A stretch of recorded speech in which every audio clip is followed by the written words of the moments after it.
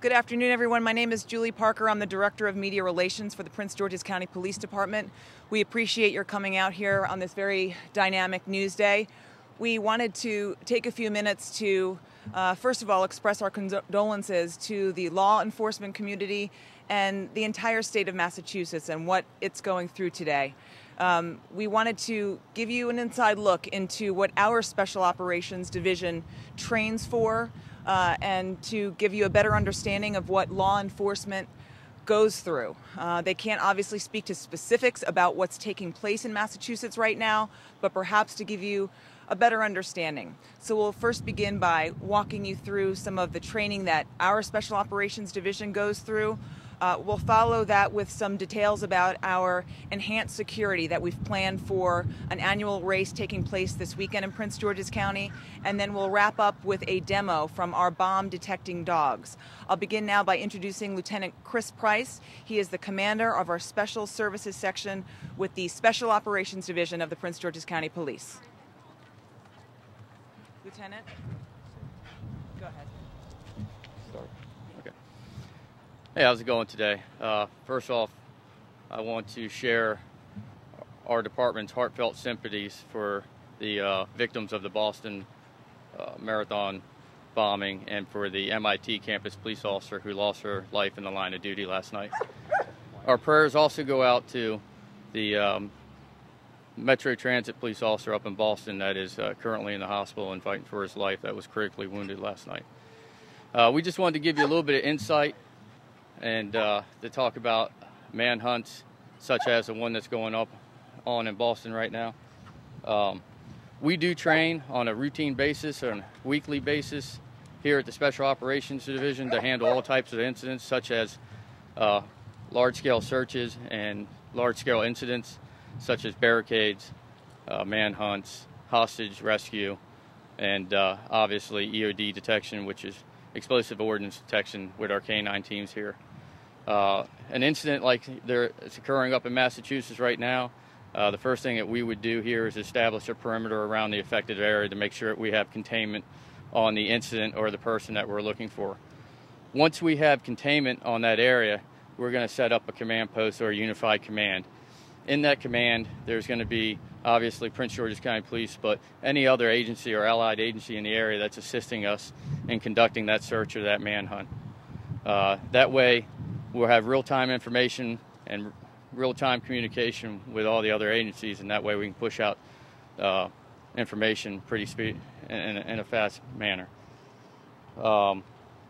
Once that's all established, the next thing that we're going to do is go into our searches. Whether it be some type of grid search or another type of search method. The command post will be responsible for keeping track and coordinating that search. We'll be able to tell what's been searched and what still needs to be searched and go from there. Once we've searched the affected area, hopefully we have a successful resolution and we'll go on from there. Now, today we are going to do a demo for you with our explosive ordnance canine teams, and to show you some of the methods that the training that they do and how they detect explosive devices.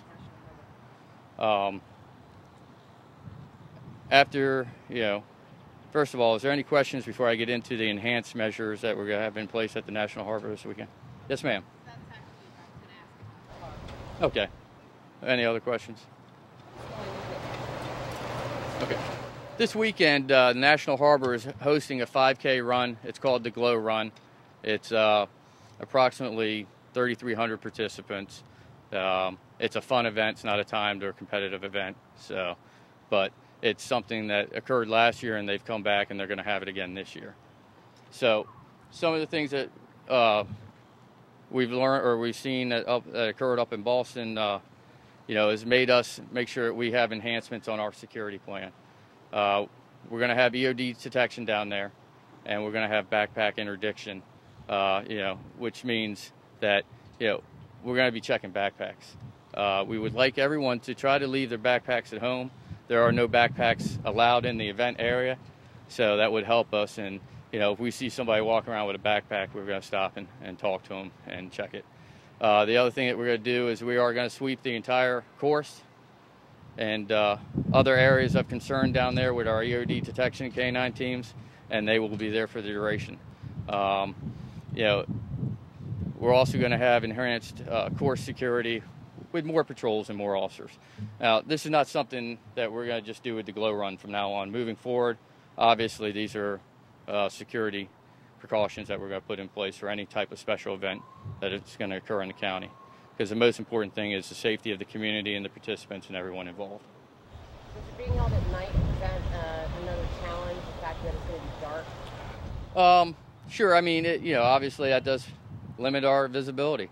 But I feel confident in the amount of resources that we're going to have down there, that we're going to have pretty good line of sight and security on the whole course and the scene.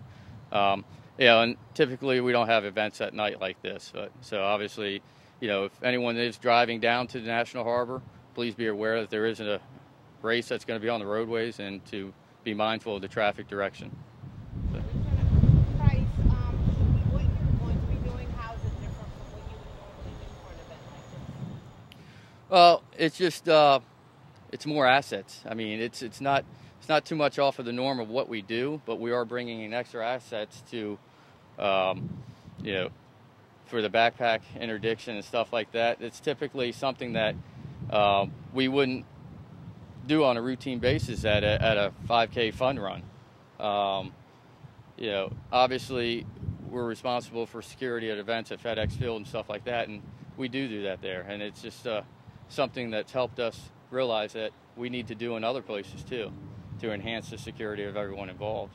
You know, it's made us put more officers on the course to provide course security. So. Just down there, and we saw several PG police officers posted up throughout National Harbor. Is that normal, or is that part of your enhanced security? Well, both. I mean, there are officers constantly, always assigned to the National Harbor. It has its own specific unit, but we do have some other resources down there today to make sure that, you know, to check certain areas for us and to make sure that we have containment on the area. And that backpack checking, just to clarify, that is something new that you're doing tomorrow. You don't normally do that at the fun run? No, ma'am, we don't normally do it, but we will have that implemented for tomorrow. You've already touched on it to a degree, but you know, every event like this there's a new learning curve to it. So what have you learned for your purposes, or what should the public have learned from this event? Well, I think the biggest thing, you know, for the public is, and they do a great job of it, but it goes back to that: if you see something, say something. I mean, because actually our community provides us the most intel, and they are our partners in making sure that everybody's safe. And that's what we want them to keep doing. I mean, if you think it's suspicious, call us. That's what we're here for. And let us determine whether it's a threat or not. Okay.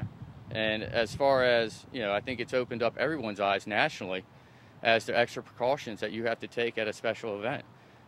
You know, I think being part of the National Capital Region, you know, it really opens our eyes, and it makes us scrutinize our operations to the point where, you know, we want to make sure that we're doing everything in our ability that we can do to make sure that we're having a safe event. There's definitely some lessons learned by this. Oh, absolutely. Well, personally, yes, and organizationally, I think, yes. How concerned are you, and has the organization putting on that glow run, or have they expressed concern to you? You talking about the promoters of the glow run, or are you talking about the agency? Well, how concerned are you about any security problems tomorrow, and have they expressed any concern to everyone? Well, I'm a very confident person, okay, and I'm not really concerned about any security issues down there. You know, and the National Harbor hasn't really expressed any concerns because we do constantly work with them on a routine basis, and there's an open line of communication, and we're very good at mitigating anything, you know, that we think could be an issue. So we really are not concerned about the event tomorrow with the enhanced security measures that we've tried to put in place. You shut down that area, say tomorrow morning, like hours ahead of this, like you need to make people aware that, you know, as you go through the security screening and all of this, is that, of course, will there be areas that are off limit earlier? There will be areas that are shut down for the roadways just about an hour prior to the event beginning, but there's going to be enough traffic direction to make sure that you can get where you want to go. Okay. All right. What we're going to do now is we're going to give you the short demo with our EOD dogs, and this is Corporal Jeff Walden of the Prince George's County Canine Team and his partner Zoe. I think she's a 6-year-old German Shepherd, and if you want to just explain real quick what you're going to do. Okay, well, what we're going to do... Come to the mic and just give your rank and spell your first and last name. Corporal Jeff Walden, Jeff Walden. What we're going to do is we're going to do a training scenario to where there's possibly explosive inside the garage area. And what we do is we go in, we get the intel there could be a possible device. So what we do is use Zoe to go in there and do a search of the garage area. And what we'll do is we'll look for what's called a change of behavior. If she locates a device, what she'll do is she'll go to a passive response, which is a sit, and let us know that there is a device at that location. Inside the blue Volkswagen, we have 2 sticks of emulsion, which is which is a type of explosive that can be used with other components. It's in the front grille of the Volkswagen. So I'll search the white vehicle first. Once we finish searching there, then we'll go into the blue vehicle.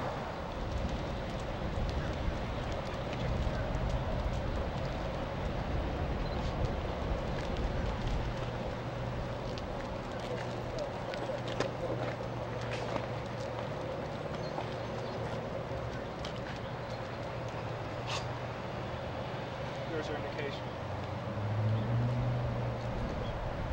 Good girl. Good girl. Good job, Zoe. You guys see inside there? 2 yellow sticks.